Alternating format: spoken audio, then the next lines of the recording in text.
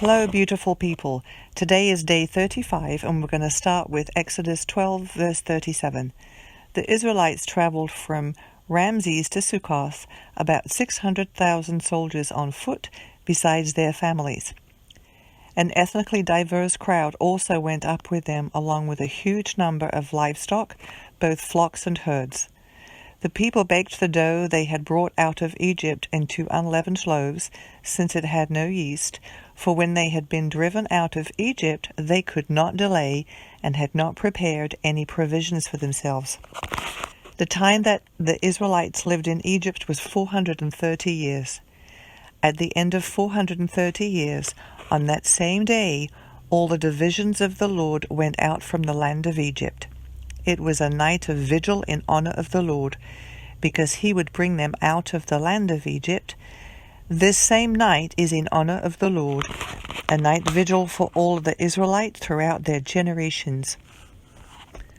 The Lord said to Moses and Aaron, "This is the statute of the Passover. No foreigner may eat it, but any slave a man has purchased may eat it, after you have circumcised him. A temporary resident or hired hand may not eat the Passover. It is to be eaten in one house. You may not take any of the meat outside of the house, and you may not break any of its bones. The whole community of Israel must celebrate it. If a foreigner resides with you and wants to celebrate the Lord's Passover, every male in his household must be circumcised, and then he may participate. He will become like a native of the land, but no uncircumcised person may eat it. The same law will apply to both the native and the foreigner who resides among you." Then all the Israelites did this. They did just as the Lord had commanded Moses and Aaron. On that same day, the Lord brought the Israelites out of the land of Egypt, according to their military divisions. Chapter 13 of Exodus. The Lord spoke to Moses, "Consecrate every firstborn male to me, the firstborn from every womb among the Israelites, both man and animal. It is mine." Then Moses said to the people, "Remember this day when you came out of Egypt, out of the place of slavery, for the Lord brought you out of here by the strength of his hand. Nothing leavened may be eaten. Today, in the month of Abib, you are leaving, when the Lord brings you into the land of the Canaanites, Hittites, Amorites, Hivites, and Jebusites, which he swore to your fathers that he would give you, a land flowing with milk and honey. You must carry out this ritual in this month. For 7 days you must eat unleavened bread, and on the 7th day there is to be a festival to the Lord. Unleavened bread is to be eaten for those 7 days. Nothing leavened may be found among you, and no yeast may be found among you in all your territory. On that day explain to your son, 'This is because of what the Lord did for me when I came out of Egypt.' Let it serve as a sign for you on your hand and as a reminder on your forehead, so that the law of the Lord may be in your mouth. For the Lord brought you out of Egypt with a strong hand. Keep this statute at its appointed time from year to year. When the Lord brings you into the land of the Canaanites, as he swore to you and your fathers, and gives it to you, you are to present to the Lord every firstborn male of the womb. All firstborn offspring of the livestock you own that are males will be the Lord's. You must redeem every firstborn of a donkey with a flock animal, but if you do not redeem it, break its neck. However, you must redeem every firstborn among your sons. In the future, when your son asks you, 'What does this mean?' say to him, 'By the strength of his hand, the Lord brought us out of Egypt, out of the place of slavery. When Pharaoh stubbornly refused to let us go, the Lord killed every firstborn male in the land of Egypt, from the firstborn of man to the firstborn of livestock. That is why I sacrifice to the Lord all the firstborn of the womb that are males, but I redeem all the firstborn of my sons. So let it be a sign on your hand and a symbol on your forehead, for the Lord brought us out of Egypt by the strength of his hand. When Pharaoh let the people go, God did not lead them along the road to the land of the Philistines, even though it was nearby. For God said, "The people will change their minds and return to Egypt if they face war." So he led the people around toward the Red Sea along the road of the wilderness. And the Israelites left the land of Egypt in battle formation. Moses took the bones of Joseph with him, because Joseph had made the Israelites swear a solemn oath, saying, "God will certainly come to your aid, then you must take my bones with you from this place." They set out from Succoth and camped at Etham on the edge of the wilderness. The Lord went ahead of them in a pillar of cloud to lead them on their way during the day, and in a pillar of fire to give them light at night, so that they could travel day or night. The pillar of cloud by day and the pillar of fire by night never left its place in front of the people. Chapter 14 of Exodus. Then the Lord spoke to Moses, "Tell the Israelites to turn back and camp in front of Pi-hahiroth, between Migdol and the sea. You must camp in front of Baal-zephon, facing it by the sea. Pharaoh will say of the Israelites, 'They are wandering around the land in confusion. The wilderness has boxed them in.' I will harden Pharaoh's heart so that he will pursue them. Then I will receive glory by means of Pharaoh and all his army, and the Egyptians will know that I am the Lord." So the Israelites did this. When the king of Egypt was told that the people had fled, Pharaoh and his officials changed their minds about the people and said, "What have we done? We have released Israel from serving us." So he got his chariot ready and took his troops with him.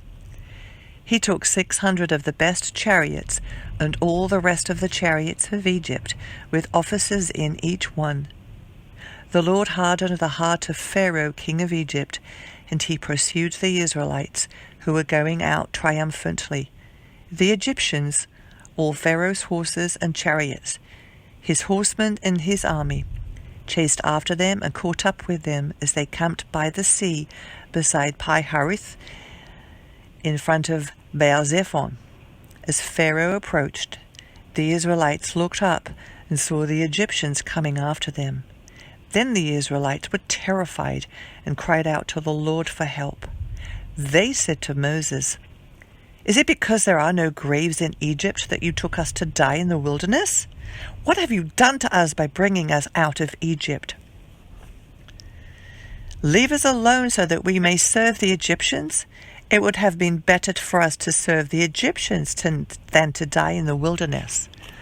But Moses said to the people, "Don't be afraid.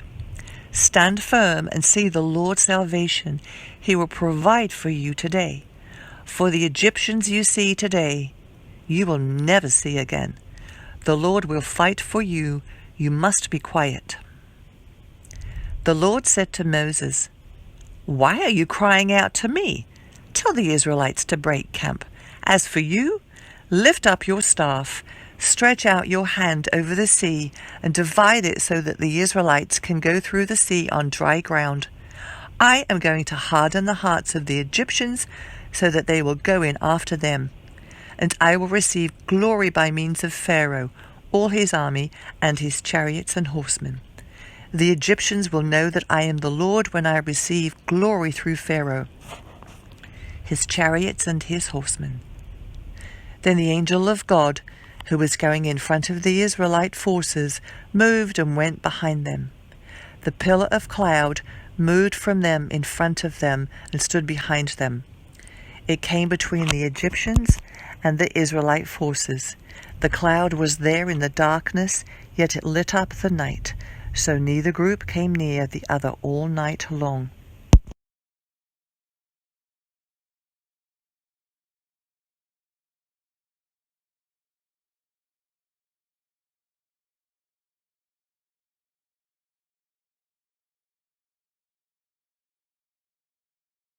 Continuing day 35.